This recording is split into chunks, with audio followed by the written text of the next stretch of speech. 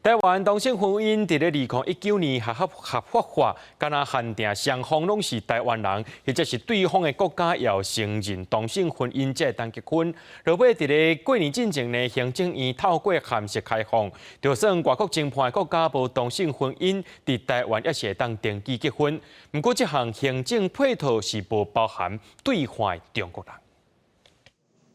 满面欢喜，甲结婚证书展出来，这对台湾甲马来西亚的同性伴侣思想加小心，交往9档，总算会使伫台湾登记结婚。另外一对台马同性伴侣汉克加 Jonathan 交往6年，也伫同一天登记。通过之际，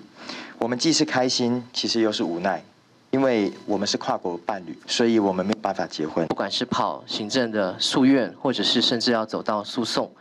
主要我们想要做的。 其实是让社会大众、是让司法机构、让行政体系看到我们是活生生的人，而不是只是被748专法排除在外的一组数据。2019年同性婚姻开放，但是跨国同性婚姻所有限制规定，双方国家拢爱承认同性婚姻才会使。落尾伫申请之前，行政院总算透过函式解决这个问题。这两对有情人也甲去年的行政诉讼撤回，伫信义户政事务所登记结婚。 也因此，我们专法上路的第一时间就代理了4对的跨国同志伴侣打诉愿诉讼，都是胜诉的。但是目前也有18个国家的同性婚姻要经过面谈定书，行政配套也在规划。也有台湾甲中国的同性婚姻，目前也是无开放。其中一个理由是国安，另外一个理由是认为说会跟这个